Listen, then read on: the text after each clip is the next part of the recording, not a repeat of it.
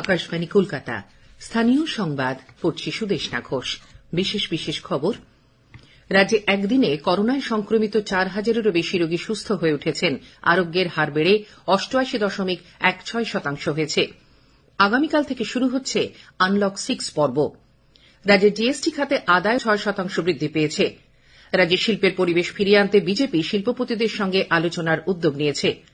দেশ আজ কৃতজ্ঞ চিত্তে লৌহ মানব সর্দার বল্লভভাই প্যাটেলের 145তম জন্মবার্ষিকী উদযাপন করছে। এই দিনটি রাষ্ট্রীয় একতা দিবস হিসেবে পালন করা হয়। পুলিশ হেফাজতে নাবালক মৃত্যুর ঘটনার প্রতিবাদে বিজেপি আজ বীরভূমের মল্লারপুরে 12 ঘণ্টার বন্ধের ডাক দিয়েছে। করোনা সংক্রমণ এড়াতে মাস্ক পরুন ও ঠিকভাবে পরুন, 2 গজ দূরে থাকুন, নিরাপদ দূরত্ব বজায় রাখুন, হাত ও মুখ পরিষ্কার পরিচ্ছন্ন রাখুন। আসছি বিস্তারিত খবরে। রাজ্যে একদিনে করোনায় সংক্রমিত 4,000-এরও বেশি রোগী সুস্থ হয়ে উঠেছেন। রাজ্যে করোনা থেকে আরোগ্যের হার বেড়ে 88.16% হয়েছে।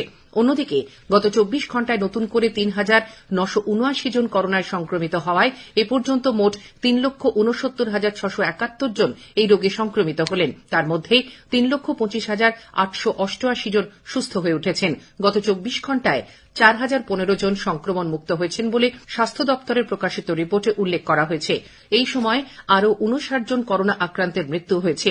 এর মধ্যে উত্তর 24 পরগনা ও কলকাতার বিভিন্ন হাসপাতালে 18 জন মারা গিয়েছেন। ফলে এই নিয়ে রাজ্যে করোনায় মোট মৃতের সংখ্যা বেড়ে হল 6,784 জন। দেশে অ্যাক্টিভ কোভিড-19 কেসের সংখ্যা 6 লক্ষের নিচে নেমে এসেছে।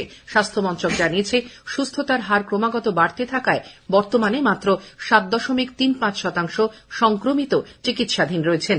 দেশে আরোগ্যের হার 91.15% পৌঁছেছে। 73,73,000-এরও বেশি রোগী সুস্থ হয়েছেন। মৃত্যুর হার 1.50%। বেলভিউ ক্লিনিকে চিকিৎসাধীন অভিনেতা সৌমিত্র চট্টোপাধ্যায়ের অবস্থা অপরিবর্তিত রয়েছে। তবে কিডনি কাজ করায় গতকাল তাকে ডায়ালিসিস দিতে হয়নি। নতুন করে কোনো উপসর্গ দেখা দেয়নি। আজ সকালে পরিস্থিতি পর্যালোচনা করে চিকিৎসকরা সিদ্ধান্ত নেবেন বলে হাসপাতাল সূত্রে জানানো হয়েছে। করোনা আক্রান্ত হয়েছেন খড়গপুর মহকুমা পুলিশ আধিকারিক সুকোমল দাস। খড়গপুর মহকুমা হাসপাতালে তার কোভিড পজিটিভ ধরা পড়ে। গতকাল তাকে কলকাতার একটি বেসরকারি হাসপাতালে ভর্তি করা হয়। আগামীকাল থেকে শুরু হচ্ছে আনলক 6 পর্ব। তবে এই পর্বে নতুন কোনো ছাড় দেওয়া হচ্ছে না। আনলক 5 এর নির্দেশিকায় কেন্দ্র আনলক 6 এও অপরিবর্তিত রেখেছে।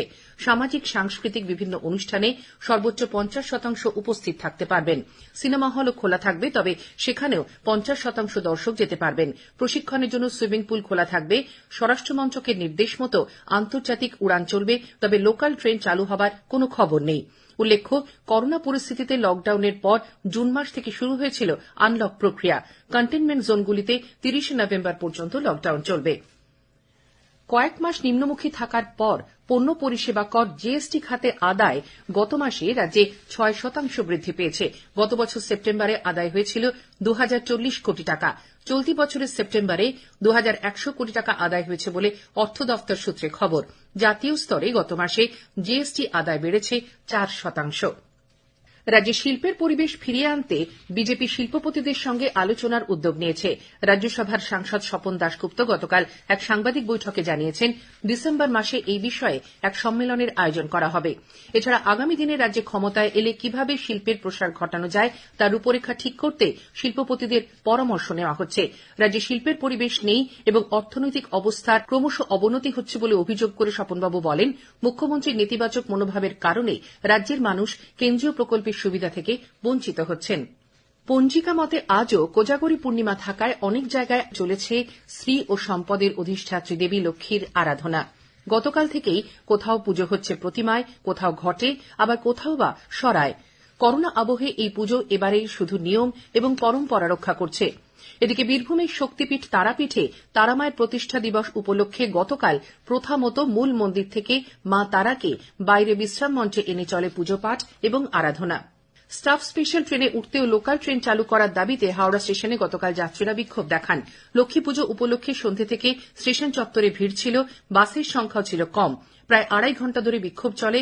পরে জিআরপি এবং আরপিএফ ব্যাপক লাঠিচার্জ করে বিক্ষোভ তুলে দেয়। করোনা সংক্রমণ ক্রমাগত বাড়তে থাকায় দুর্গাপুজো এবং প্রতিমা নিরঞ্জনে যারা অংশ নিয়েছেন উত্তরবঙ্গ করোনা মোকাবিলায় ভারপ্রাপ্ত চিকিৎসক ড সুশান্ত রায় তাদের আগামী সপ্তাহ ঘরে থাকার পরামর্শ দিয়েছেন। আসন্ন কালীপুজোতে বাজি পোড়ানো বন্ধ রাখারও তিনি অনুরোধ করেন।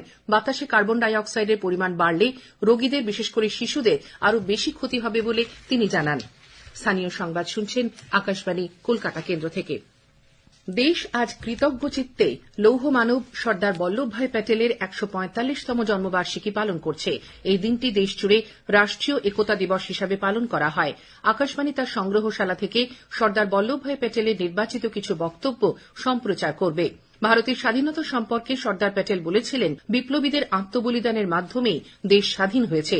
এদিকে ভারত সরকারের ফিল্ম ডিভিশন ওয়েবসাইট এবং ইউটিউব চ্যানেলে লৌহ মানব সর্দার প্যাটেলের জীবনীমূলক ২০ মিনিটের একটি তথ্যচিত্র আজ দেখানো হবে। স্বাধীনতা সংগ্রামে তাঁর অবদান নিয়ে এই তথ্যচিত্রটি মূলত তৈরি হয়েছে। প্রধানমন্ত্রী নরেন্দ্র মোদী গুজরাটের কাউডিয়াতে স্ট্যাচু অফ ইউনিটিতে সর্দার বল্লভভাই প্যাটেলের ১৪৫তম জন্মবার্ষিকী উপলক্ষে আজ শ্রদ্ধা নিবেদন করবেন। রাষ্ট্রীয় একতা দিবস উপলক্ষে তিনি একতা প্যারেডেও অংশ নেবেন। বিদেশমন্ত্রী ড এস জয়শঙ্কর আজ রাত ৯:৩০টায় এবছরের সর্দার প্যাটেল স্মারক বক্তৃতা দেবেন। আকাশবাণী থেকে তা সম্প্রচারিত হবে। সংখ্যালঘু উন্নয়ন মন্ত্রী মুক্তার আব্বাস নাকভি এবছরের এই স্মারক বক্তৃতা অনুষ্ঠানে সভাপতিত্ব করবেন। দেশের প্রথম তথ্য সম্প্রচার মন্ত্রী হিসাবে সর্দার বল্লভভাই প্যাটেলকে শ্রদ্ধা জানাতে আকাশবাণী এই বার্ষিক স্মারক বক্তৃতার আয়োজন করে। এটি শুরু হয় ১৯৫৫ সালে। প্রথম এই স্মারক বক্তৃতা দেন চক্রবর্তী রাজগোপালাচারী। সর্দার বল্লভভাই প্যাটেলের জন্মজয়ন্তী উপলক্ষে আজ রাত ৯:৩৫ একটি বিশেষ বেতার অনুষ্ঠান সর্দার প্যাটেল একতার বাহক প্রচারিত হবে। আকাশবাণী কলকাতার সংবাদ বিভাগ প্রযোজিত এই অনুষ্ঠানটি গীতাঞ্জলি, FM রেইনবো ও DTH বাংলায় শোনা যাবে। ফেসবুক লাইভেও তা সরাসরি শোনা যাবে। পুলিশ হেফাজতে নাবালক মৃত্যুর ঘটনার প্রতিবাদে বিজেপি আজ বীরভূমের মল্লারপুরে ১২ ঘণ্টা বন্ধের ডাক দিয়েছে। দলের জাতীয় সম্পাদক অনুপম হাজরা এই ঘটনায় বীরভূমের পুলিশ সুপার সহ মল্লারপুর থানার আধিকারিকদের অবিলম্বে সাসপেন্ড করার দাবি জানিয়েছেন। উল্লেখ্য, সকাল থেকে কার্যত বন্ধের চেহারা নিয়েছে মল্লারপুর, আম্বামোড়, বাহিনীমোড় প্রভৃতি এলাকা। দোকানপাট বন্ধ। পরিস্থিতি নিয়ন্ত্রণে রাখতে সকাল থেকেই পুলিশ এলাকায় টহল দিচ্ছে বলে আমাদের বীরভূমের সংবাদদাতা জানিয়েছেন। অন্যদিকে এই ঘটনার প্রতিবাদে বিজেপি কর্মী ও নিহতের পরিবার গতকাল মল্লারপুর থানা ঘেরাও করে এবং জাতীয় সড়ক অবরোধ করে বিক্ষোভ দেখায়। বিজেপি সর্বভারতীয় সভাপতি জেপি নাড্ডা আগামী ৬ই নভেম্বর বর্ধমান যাচ্ছেন।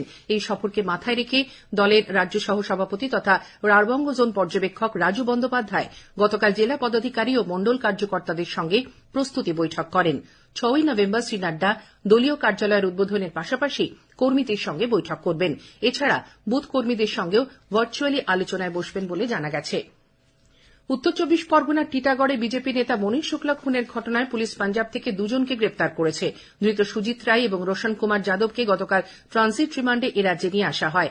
ব্যারাকপুর আদালতে তোলা হলে বিচারক ধৃতদের ১৪ দিনের জেল হেফাজতের নির্দেশ দেন। নদিয়া কালীগঞ্জ থানার ছোট চাঁদঘর এলাকায় এক তরুণীকে গণধর্ষণের অভিযোগ উঠেছে।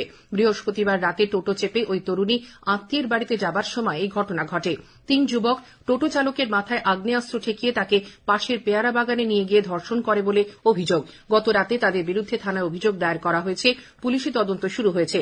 এদিকে এই ঘটনার প্রতিবাদে ও দোষীদের শাস্তির দাবিতে বিজেপি নেত্রী অগ্নিমিত্রা পালের নেতৃত্বে এক প্রতিনিধি দল ওই এলাকায় যাবেন বলে দলের পক্ষ থেকে জানানো হয়েছে।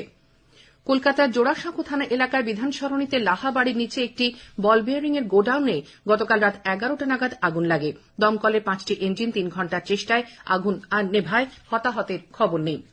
নদিয়ার নাকাশিপাড়ার দোগাছিয়া গ্রাম পঞ্চায়েত এলাকার পদুমান গ্রামে গতকাল আবদার শেখ নামে এক ব্যক্তি খুন হয়েছেন। পাওনা টাকা চাইতে গিয়ে বচসার জেরে ওই ব্যক্তিকে খুন করা হয় বলে পুলিশের প্রাথমিক অনুমান।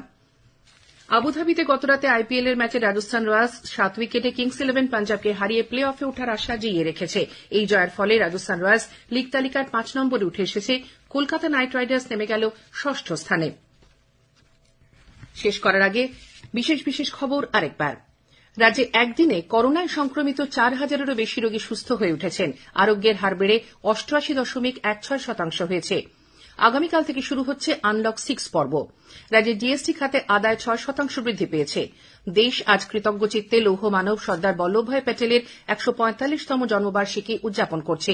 এই দিনটি রাষ্ট্রীয় একতা দিবস হিসাবে পালন করা হয়। স্থানীয় সংবাদ শেষ হল। এরপর বিশেষ সংবাদ সকাল ৯:১৫।